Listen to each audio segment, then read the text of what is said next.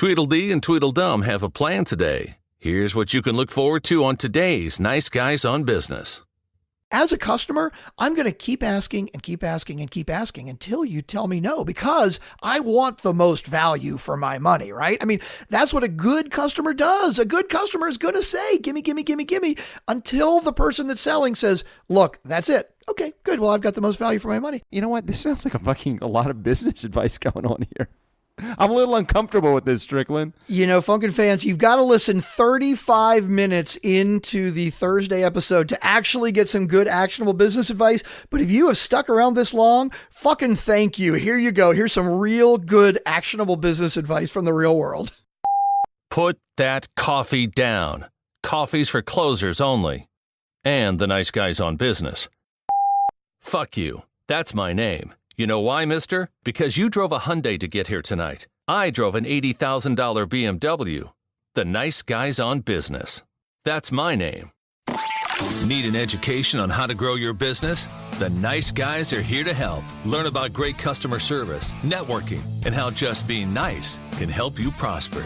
Now, here are your hosts, Doug Sandler and Strickland Bonner.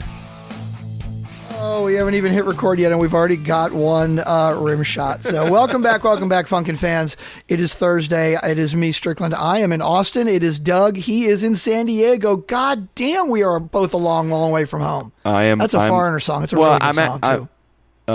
Long Way From Home is a Foreigner song? Oh, great song. Really? Not off of like Foreigner 4 or... Oh, yeah. The other day I hit the small town. I put the apple in decay. You know, that was from it's their funny. first album. It was actually one that Lou Gramm wrote, and it was written because of he basically had to go to New York to audition for this band, right? So it was Mick, who was from like some, British 60s and 70s supergroups, was the ones that put Foreigner together. And he was auditioning for a great singer. Lou Gramm auditioned, and he wrote the song about having to go to New York for the audition and his experience with the audition. Wow, Strick. All that right out of the top of your head, I'm sure. There was no prep to that. Useless music trivia that is stuck in my fucking head. If I could only make some money from it, I could be a rich man. Well, you could. Here's how you could make some money with it. Because cruising is people love to cruise. People love to cruise. And I know you like cruising. You don't love it, but you like cruising. Yeah. You could put together a presentation, and you could have vacations all over the world just with the knowledge that you have, because they are looking for people that can do exactly that. Stupid, useless trivia. They want it, they need it, and they will book it, and they will send you and your wife on vacation around the globe just by having that information. We're going to have to talk about that, because I am not familiar with that. Because I want to find out about that. I'm ready to go. Yeah. Hey, when did not that I'm sure you know the answer to this question, but when did that album come out? Was that in the late 70s or early 80s? 76 to 78? I think it was 78. Yeah. Okay. Yeah. Okay. Pretty sure. I just seem to remember, like, when did Double Vision? That came out after that one, right? Yeah, I'm sure it did. That was their second album and came out a year after. Yeah. Okay, so that zone, that era, that time, it was the most vivid in my head. I can remember like the albums that I was buying in those several years. And it was just such a great time for music in my world. And I don't know if does everybody go back to that part of their life when it comes to, in their teens, so that people do that?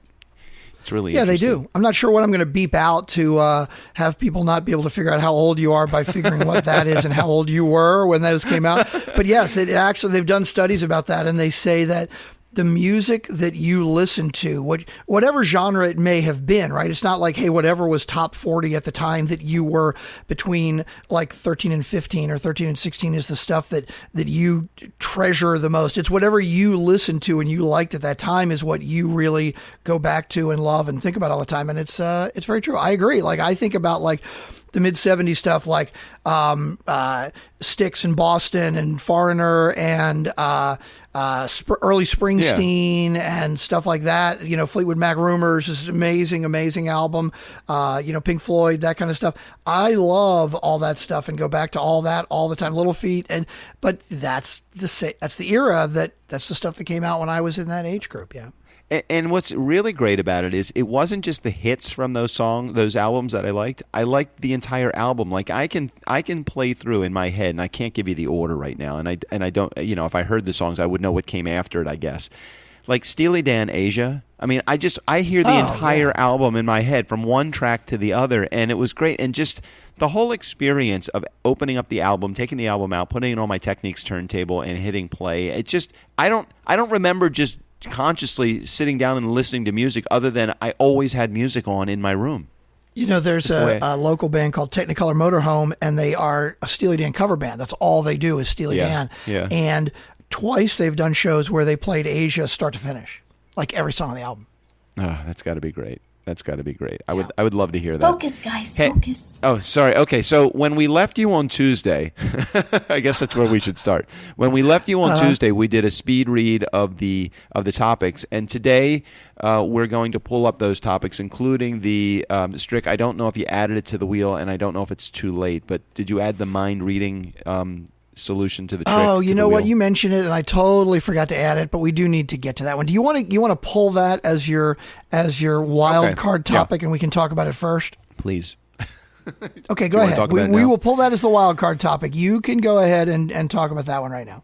All right, so there was a guy. He was a motivational speaker during the day, and in the evening, a lot of motivational speakers, they got their start not in motivational speaking, but in some sort of stage show. Like there are many magicians, there are many ventriloquists, there are many people that are on stage, may not be able to find necessarily work in that arena all the time. So they're also motivational speakers. There was a guy.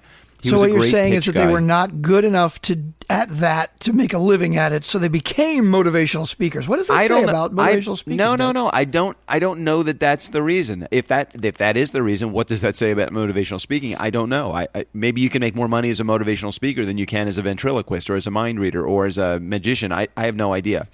Anyway, this guy was an amazing, amazing, amazing speaker. I mean, one of the best pitch guys. I think you can hire him to come out and do a pitch for your product, or maybe he just pitches his products. I don't know. Anyway, so he does his pitch during the day, and the next night, which was last night, he came and he did a mind reading trick. And I'm thinking as he's doing the mind reading trick, this guy's a really good sales guy, but I don't know that he's a mind reader. Nothing in reality tells me that anybody is actually a mind reader. So he does this trick. Here's the trick, and I'll lay out the trick to you. I'll do it quickly, because I know you hate when I go into too many details.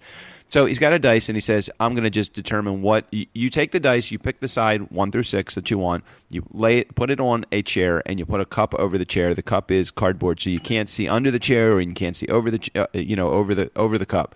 So whatever number is there, so let's say the person picks a 6.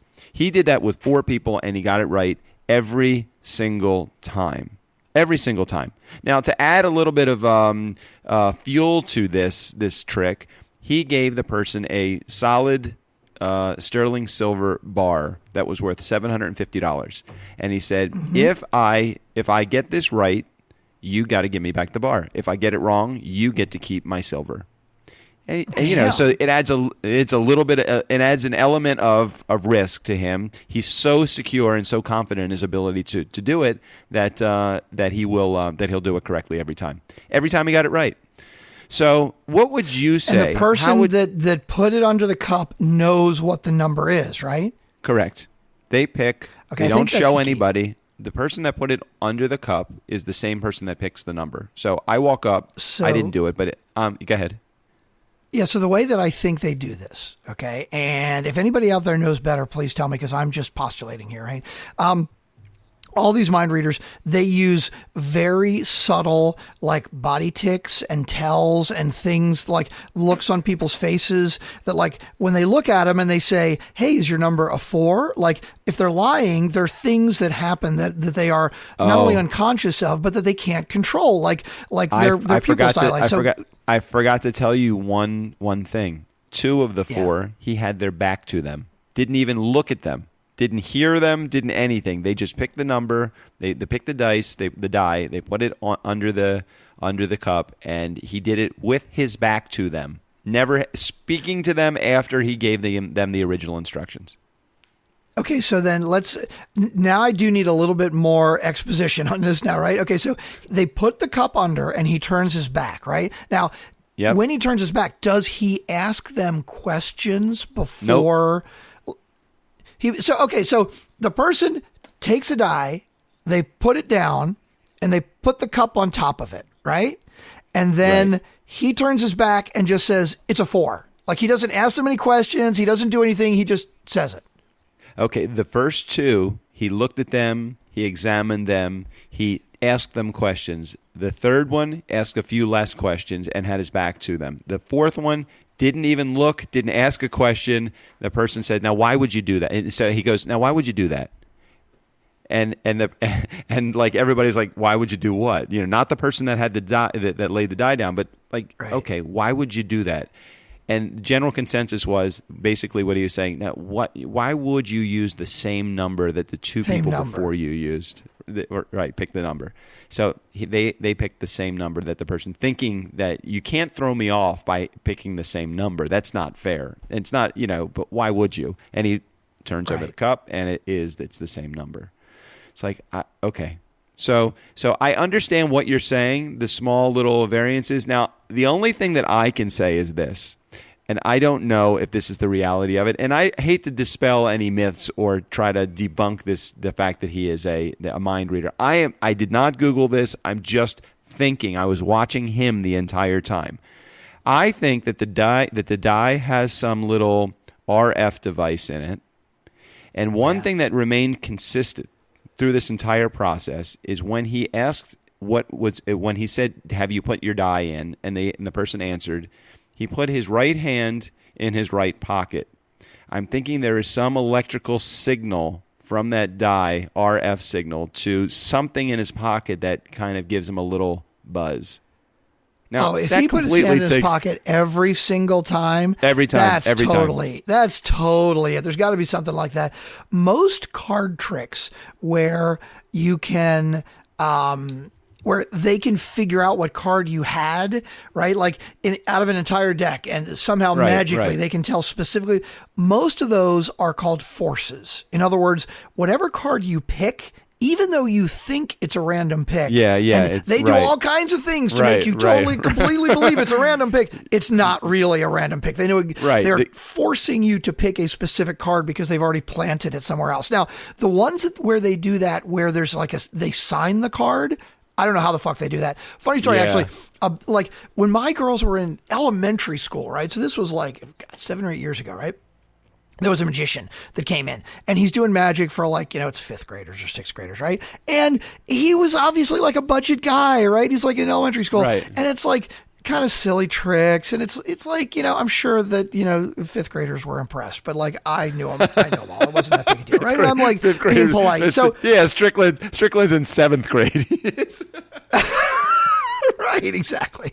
So, but I'm watching this guy, and then he calls for volunteer, right? And I get volunteered, right? And I go up, and he has me sign a dollar bill, right? So I sign a dollar bill, and he pulls out a lemon or an orange, I think it's an orange, right? Yeah, I don't get this lemon thing. I've seen this before. Yeah, I've seen this before. I don't know where how like this the dollar happens. is inside the orange. Yeah. Inside the fucking orange, right? So I write my name on a dollar bill, right? And he does some whatever, I don't even, shit, right? And he pulls out an orange, right? And he has me examine the orange. And it's like a solid orange. Like there's no cuts in it. There's no nothing. Yep. And he peels the orange, and my fucking dollar bill is inside. And I'm thinking to myself, okay, wait a minute. The guy does 20 tricks, okay? 19 of which are kind of amateurish. Not that he didn't do them well, but it's like it's obvious. It's old school magic tricks.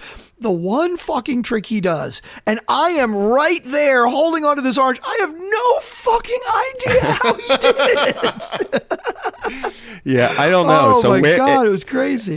At what point during that trick does the dollar bill actually make it into the orange is what I'm thinking. Like at what point of distraction, because there's no woo-woo going on. It's real. It's like there's got to be trickery. What is the trickery behind it? It amazes me. Well, that's the two funny things is, first of all, okay, when does it go in? Okay, you know what? There are a lot of things that magicians do to distract you where they can do things really quickly and really stealthily that like more quickly and more stealthily than we ever think that anybody could. But from my side, so that was part of it, but I'm like, okay, they're just really good at this, right? But my part was how Forget when, right? Like, I mean, in any 3-second period that he turned around, he could do it. But fucking how? That's what I couldn't figure out. Yeah. I'm noticing something right now. I'm on iTunes right now. Why weren't the last 3 episodes marked explicit? You know that we were explicit. That's a good question. Maybe I didn't actually mark. I'll have to go back and check that because I'll go back and update that shit. I don't think it matters, but man, Strick, that wrecks a really good track record. I mean, I want all E's, except for the bonus hurricane episode, which actually should have an explicit rating because I'm pretty sure that either, who do we have on the show? I think somebody cursed. Somebody cursed. I don't know. You got to just go back in there and make them all explicit. It doesn't make any sense for us not to have every. And if they're not, could you just edit in the word "fuck" somewhere along the way? Before we get too deep into the episode, unfolding.biz once again is our sponsor today because we love our fidget spinners and we love all the promotional products that Glenn and his company make. You can get 15% off your first order by using the promo code 2NICEGUYS. That's us. We're 2 nice guys.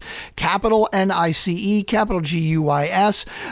Unfolding.biz for all of your really ridiculously cool promotional products. We need to figure. I want polo shirts. I want like a polo shirt with our logo embroidered on it. Because, I love our t-shirts, okay? Even though we're out, we need more of them. I love our logos so much, but I just don't wear t-shirts all that much. And like when I wear them, I don't wear them out. I would love to wear like a Nice Guys on Business polo shirt to work. How cool would that be? Okay. I don't wear polo shirts, but that's fine. I like my t-shirts better than the polo shirts. But you know what? We have t-shirts already, so now it's your turn. Let's get some polo shirts.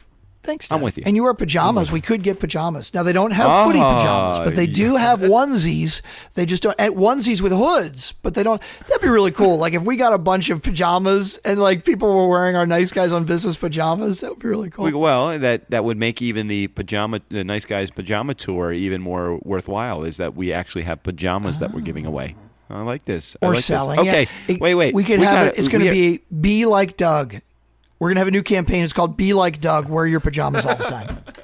Be like Doug. I don't know if people want to be like me. God forbid. There's more than one me out there in the world. Yes!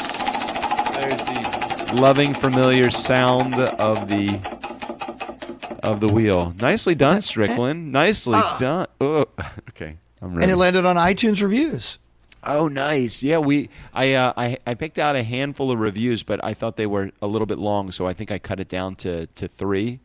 I got to go find them. That's okay. We can. I mean, I'm sure we're not going to get 3 or 4 or 5 every single week. So you just pick the best ones because these are really good. I like. It's like this is the pat ourselves on the back section, I guess, because we're just going to say how great we are or how great other people say we are, but they're really good. I like them. Yeah, these 3 that I picked out this week, I randomly went back within the last couple of months and picked them out because we haven't been doing this this segment of the show for more than I think the first time we did it was the last episode, the last show, or maybe last week. So here are a couple of iTunes reviews. This one is from Bob Webster. Thank you, Bob. Love your dictionary. Excellent job, my friend. Love your dictionary. Bob Webster. Oh my God, for one, funny. these guys crack me up. Doug and Strick give modern-day podcasting a very good name. They make it feel like we are all at the barbershop talking back and forth. I appreciate the fact that they bring their personal conversations to us before jumping into the interviews. It makes it entertaining, and they bring a lot of value afterward to every episode. Don't let the name fool you. The Nice Guys on Business podcast will shoot straight with no filter. If you're looking for entertainment and educating show, this is the place to go. Even some of the unknown guests will give you tons of value. And let me just add, all of the unknown guests will give you value. Dude, so that was from Bob Webster. If we don't have Bob Webster's PayPal account, we owe him something because that's like the greatest review ever. I mean, that just summarizes us just kind of perfectly, actually. I mean, really, it's like that's what we are. We're shooting the shit. And by the way, Bob, that really is what we go for. Like we're trying for a very conversational, like it's just a bunch of us, all of us, just hanging out, shooting the shit. And I'm very glad that at least according to Bob, that we have achieved that because really that's what we go for. Yeah, and fuck that 1-star review that we got early on. So whatever. Whatever. Bob, thank you. We'll have encyclopedias coming your way. This next one is from Just Ask Ben. Humorous and good content is the title. These guys deliver great actionable content. Also, I appreciate the banter being actually funny. It often happens with a host-co-host combo that the banter gets a little out there. Not here. Good content on business. Good to listen to. I recommend. And that was for Just Ask Ben. Thank you, Ben. Okay, Just Ask Ben. I appreciate the review. I don't think you've listened to the show quite enough because the first thing you say is these guys deliver great, actionable content, which is total bullshit. I don't know what episode you listened to, but maybe you got one or two and got lucky. But I appreciate all the rest, though. Randomness is important. That counts, too. So thank you. Thank you, Just Ask Ben. Last one is from, I don't know what this, Morphine, M-O-R-E-P-H. Morphine. It's like morphine, but with an E. Like, we don't want morphine. We want more of fiend. How do you spell morphine? You spell it exactly like that, but without the E, I believe. M-O-R-P-H-I-N-E? I don't know. Maybe. Okay, so So here, this now is we're going to get lost on or somebody's name. Morphine. A 5-star review also. I totally love this podcast. As a business owner, I've been able to get the best tips that I have, the best tips that have lent a hand in my success. I think isn't lent. I think that he must be from England. Lent is like no, lent a hand. You lend somebody a hand, and Lent is the past tense version of, unless they're Catholic and they're talking about Lent, which I don't think so. I'm not used to seeing Lent, L-E-N-T. I guess maybe that is the spelling. I don't know. I'm a horrible speller. So as a business owner, I've been able to get the best tips that have lent a hand in my success. I augment my learning by subscribing to the blog. The Nice Guys deliver. I'm assuming he means either our Turnkey blog or my blog. The Nice Guys deliver your value. Blog. We have a Turnkey blog? What are you talking about? Strickland. Yes, we do have a Turnkey blog. I've been writing for the last 3 months now. It's not a lot of posts in News it, to me. There is a turn. Yeah. Oh, okay. I'm sure Morphine is talking about your weekly blog. Maybe so. Subscribe, listen, and grow. So that three. Love that. Really and by the way, nice. Morphine is spelled M-O-R-P-H-I-N-E, and if I type it with an E, it says showing results for morphine. Uses, dosage, side effect warnings, and drugs. But is the E in the middle or the end? Because Morphine, the review has it right in the middle. He's got M-O-R-E-P-H-I-N-E. Exactly. If you take out the first E, that's the way you spell the drug. It's M-O-R-P-H-I-N-E. So it is. I'm guessing morphine is it's a play on words of the drug morphine. But this is a person who says they want more. Maybe their real name is like Fiend something. I have no idea. Yeah, something. But thank you for the review either way. Sorry, we're making fun Phineas. of you. Not sorry. We make fun of everybody. Thank you. Thank you, Phineas. Appreciate it. Okay, that was good. We got through a topic. Phineas. Oh, yeah, maybe that's it. Maybe it's like, maybe your name is Phineas, right. So it's more of Phineas. I like it. Right. That's what I'm thinking, too. Okay, that was all the reviews. Okay, that's right. We got a lot of good topics to get to today. And we're running out of time. I gotta go talk to 150 podcasters. I mean, wannabe guests on the show. God, I know, right? Why is coffee free in your room but $4 in the lobby? I don't fucking get this at all. Why are eggs $16 when on vacation, but $4 a dozen in the grocery store? Well, that's a whole different topic. But let's just talk about the coffee thing for a moment. You know, it used to be that you have really shitty coffee in your room, and they give you the really crappy powder and all that, and it was like not good. So they drove you to the lobby if you were a coffee drinker or their coffee shop to get coffee.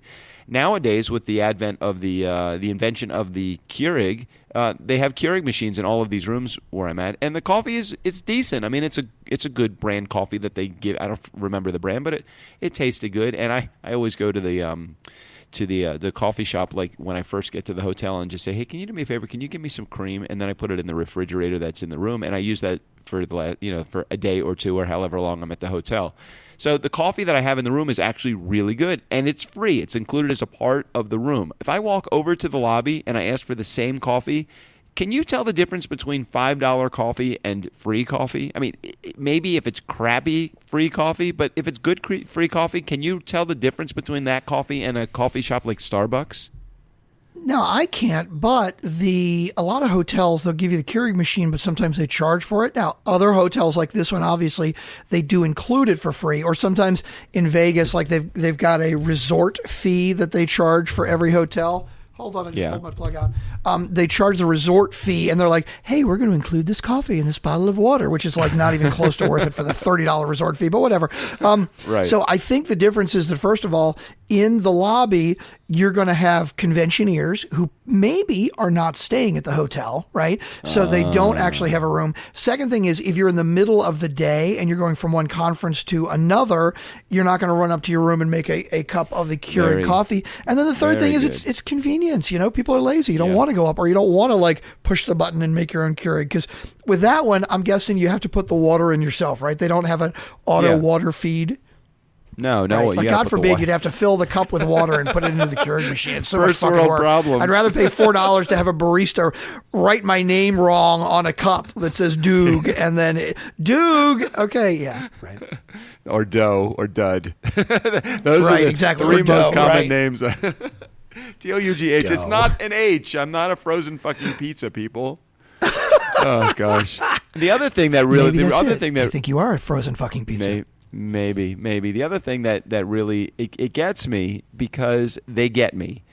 I go down to the coffee shop. It gets me. It really gets to the heart of just I can't stand it, because they're already charging you enough money just to be in the hotel. They charge $16 for 2 eggs, 2 pieces of toast, and 2 strips of bacon. It doesn't even include coffee. $16 fucking. Yeah, but you can go to Denny's and get that for $5. I can't when I'm on the resort. There's no. I'd have to actually get in a cab or an Uber and go outside of the resort to get what I want. They have and that's probably why they have a captive audience.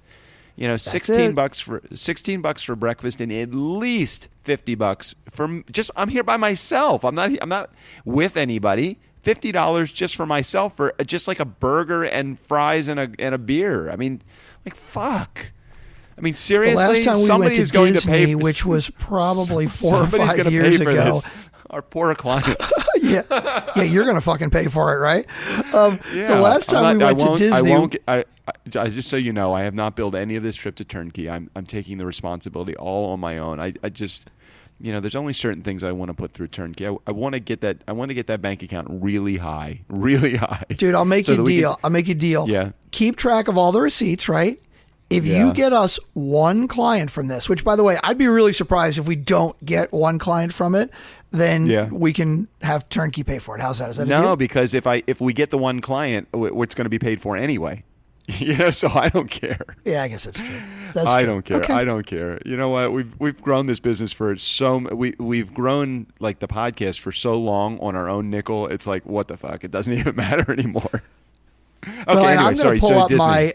I'm going to pull up my what the hell did I call it? The topic, like my wild card topic that I get to pick without spinning the wheel. Yeah, go ahead. Okay, this is the one that I added on the end. Being an entrepreneur is hard.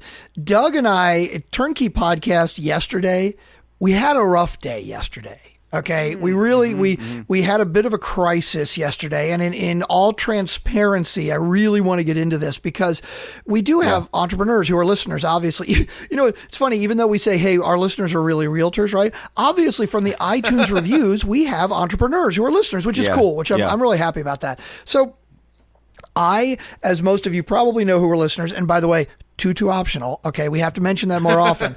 If Doug asks you the question, if you get an invite in the mail to go to a party, what is the thing that you'd like to see for the dress code? Too optional is the right answer.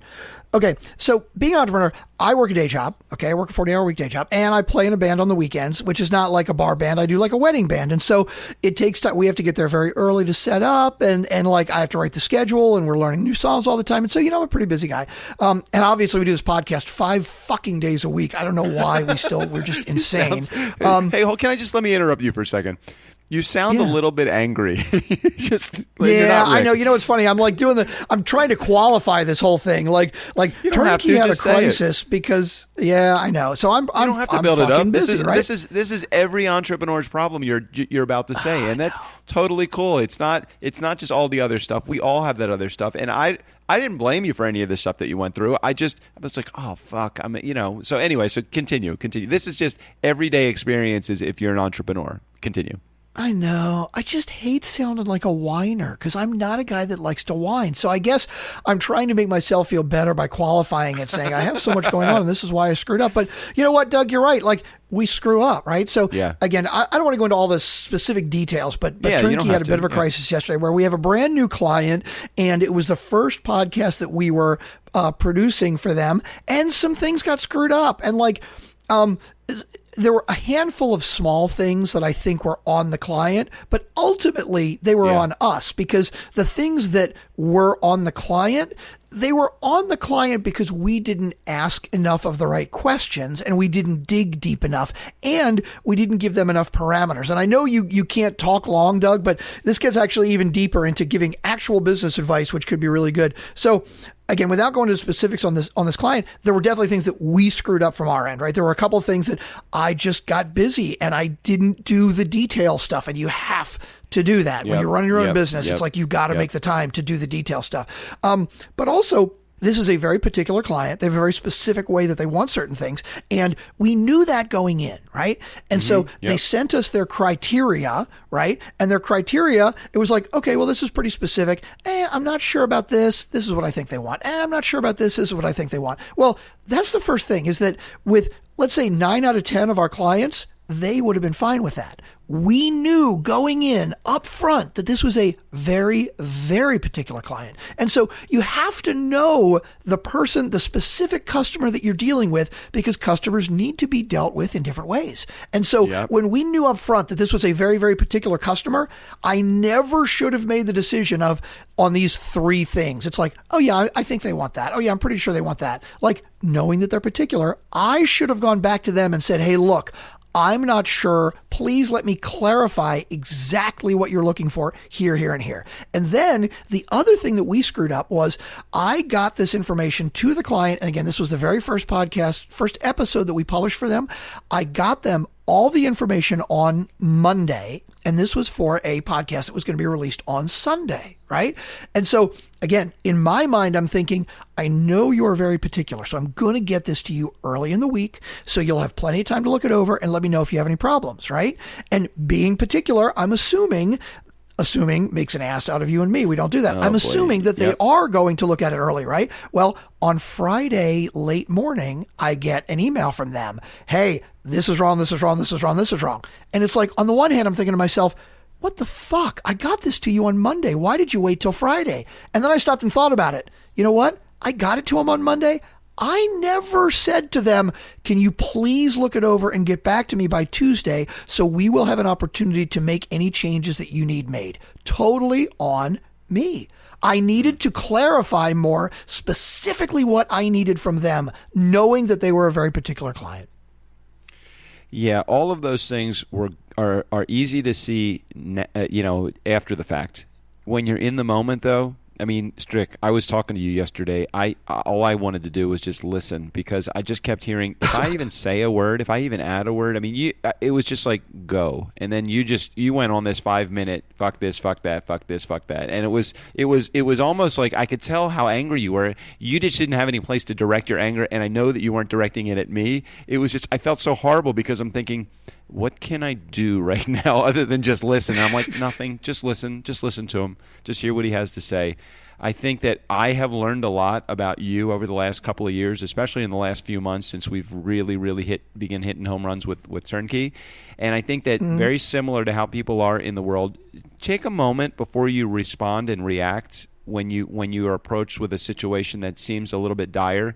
Just think it through. Let somebody vent. Let somebody do their thing. I think I did the right thing by not.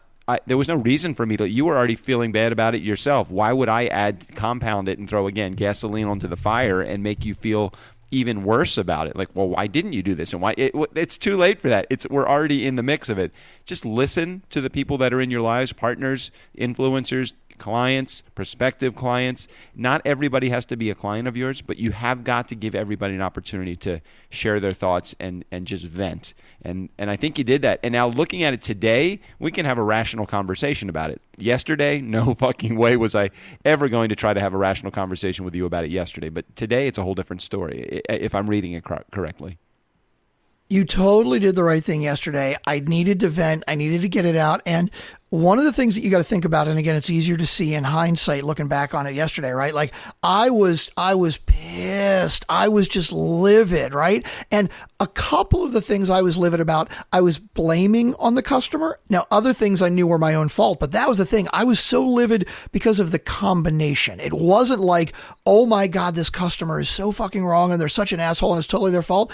I knew that a good chunk of it was our fault, but I was mad at me for that. And then it was compounded by the fact that I thought that the customer was piling on and some of the things that they did were compounding it. But again, looking back on it now, really, yes, some of the things that they did compounded it, but only because I didn't lay out the ground rules up front. So ultimately, it really was my fault with it. And yeah, and yesterday, it was so interesting too, because one of the things I said yesterday was like, I was like, you know what? I don't even know long term that we want this customer as a customer. Right. I totally believe that in business, you don't want every customer, but you need to be really clear about which ones you do want and which ones you don't want and why. And this is a great example. In fact, I'm going to take an example from my office. At my office, we have a huge monster customer, like our biggest customer. It's probably about 8% of our total income is from this one customer. And we've had nothing but problems with them for the last year. We're back and forth, and they keep complaining and complaining and complaining. And ultimately, about 3 months ago, we said to them, look, guys, here's the deal. We made it extremely clear. This is what we are willing to provide to you. This is what we are not going to put up with anymore. You have a choice. Given these rules, do you want to continue as a customer or do you not? And we were ready to let them go because we were so frustrated with what their expectations were so different from what we were willing to provide. And we basically said to them, this is what we're going to provide. I'm sorry that this is not your expectation, but if you're good with this, let's move forward. If you're not, let's cut ties. And ultimately they said, okay, we're good. And it's the same thing with this customer. And I've not had an opportunity yet to basically say to them, look, this is the parameter of what we want. And this is what we're going to do. And if you're good with that, we're going to stick around. And, you know, Doug, again, looking at it 24 hours later, right? At the time, I was thinking to myself, oh, we're going to tell them we want this and they're never going to go for it. You know what? I think that's totally wrong. I think my perception at the time was so negative that I am putting words into the customer's mouth, saying there's no way they're going to go for this because they're asking for X, Y, and Z, and there's no way they're only going to take X. Well, we don't know until they ask. As a customer, I'm going to keep asking and keep asking and keep asking until you tell me no, because I want the most value for my money, right? I mean, that's what a good customer does. A good customer is going to say, gimme, gimme, gimme, gimme, until the person that's selling says, look, that's it. Okay, good. Well, I've got the most value for my money. They're probably going to be the same way. We just need to clarify. I love it all comes down to communication. And if you can have I think in the moment, you certainly don't want to fire a client in the heat of a problem, you know, or hopefully they won't fire you in the heat of a problem. You'll get through the problem. You'll debrief about the problem. You'll talk to your partners and the people that are associated with the deal together. It's just, there's so much of this is all about how you communicate with your partner. And I mean, with your client, with your partner. And the bottom line is that you don't have to have every client. This, you know what? This sounds like a lot of business advice going on here. I'm a little uncomfortable with this, fans, Strickland. You've got to listen 35 minutes into the Thursday episode to actually get some good actionable business advice. But if you have stuck around this long, fucking thank you. Here you go. Here's some real good actionable business advice from the real world. Of course, it always comes down to communication. And that's the bottom line with me, with every client that I deal with. Everybody at this conference that I'm at, I'm probably one of the, I won't say my age, I'm probably one of the older ones at this conference, but looking at the solutions to so many of the marketing and sales issues. There's so much technology involved, and I just want to say, everybody, just chill out for a second. Just have a good relationship with your client. Just Just have a good relationship with your prospects. Just figure out a way. I don't care if it's sticky note system that you use or a complicated CRM, but fuck it. Just make sure that you're communicating with your clients, your prospects, stay in contact, communicate with them, be on time for appointments, return their phone calls, return your emails, return your everything, return your text messages. That's the kind of shit that's going to build relationships and build your business. All the other stuff, all the digital stuff that goes on, it's fine, but there's so many better ways to build a business. Anyway, Doug, do you know how you can know for sure that most of the people there at the conference are younger than you? How? Because when they come up and they talk to you and they go, "Hey, Doug, this sounds like a great idea. By the way, what's a podcast?" Anybody else that's our age, that's basically how they would approach it, probably. Yeah. But the other thing that I love is it's about communication, but it's also about being nice.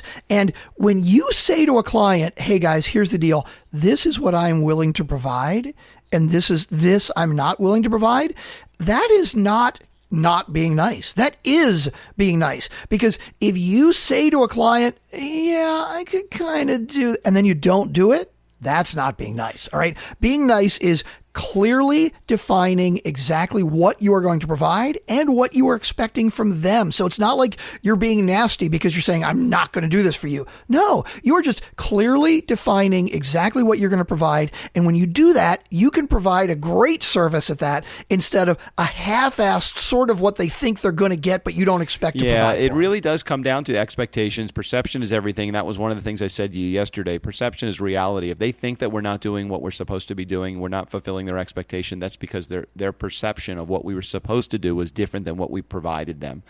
So Strickland, I have 150 people that are now waiting for me to see if they can qualify to come on the Nice Guys. I'm going to come up with a bunch of good questions, and we're going to be really big. I even said to the guy organizing this, I said, I think I could actually have a whole podcast just based upon the people that are in this room.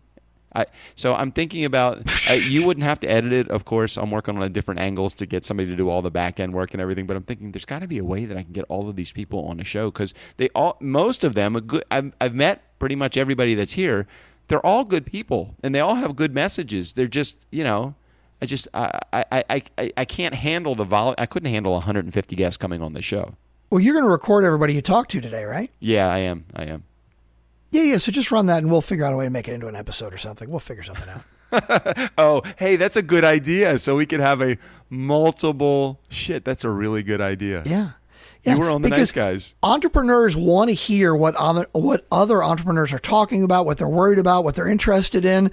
I think it could be a really interesting episode. First of all, from the standpoint of we could have people chime in and go, "Hey, I heard a minute from this guy and he sounds interesting. You should have him on."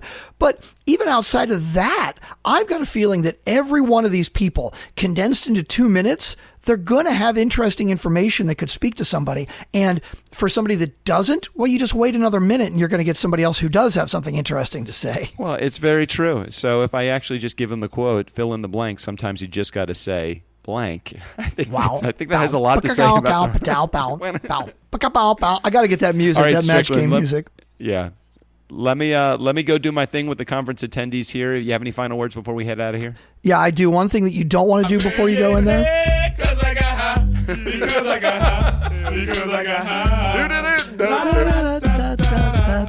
Yeah, I think you definitely, before you go in, you should not get high. No, definitely. But look, I was on a podcast with Strickland before I got high. I was on the phone with Strickland before I got high. I was in the cafe eating my eggs. We've got voicemails from Jared and Rick, but I guess they're gonna have to wait till next week. Oh man, should we do Rick's really quick? If you got to run, I haven't even heard it. So if you got time, I'm ready. I got it loaded. It's all good to go. You want to hear it? Gosh, no. You know what? Let's tease it for Tuesday's episode. I think it would be really good. Sorry, Rick. Sorry, Jared. We ran out of time. We'll get to you next week. Please do not make it not have. Please don't. I hope this doesn't cause you all not to leave us a message this week, because we always want more messages from Jared and Rick or anybody. 4242 DJ Doug. More Give us a Rick, call. more Jared. Okay. Yep. All right, let's do it. Steve O'Brien, take us out of here.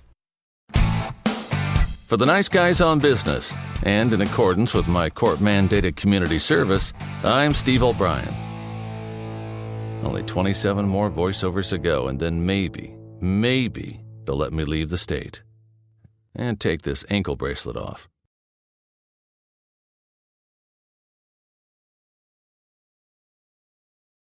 Hey guys, it's Jared.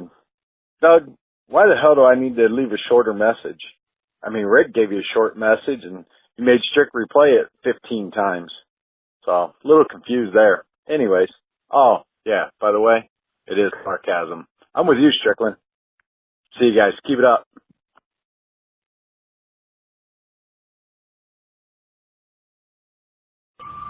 Hey, Doug, it's Rick. I got a couple of things for you. Adam should know what the secret words are if he's a true funkin' fan. He's a C-.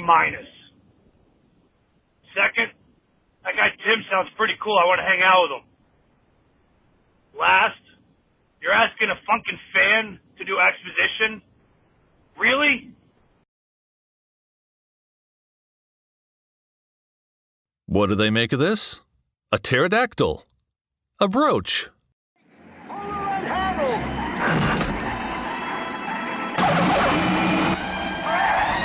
I just want to tell you both good luck. We're all counting on you.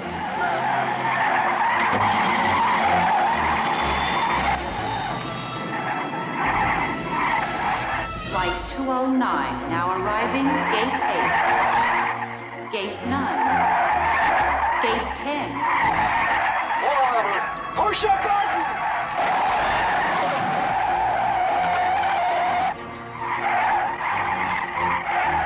Gate 13. Gate 14. Gate 15.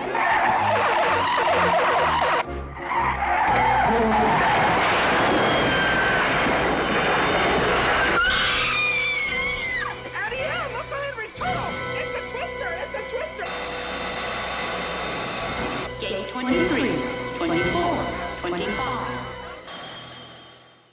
I just want to tell you all good luck. We're all counting on you.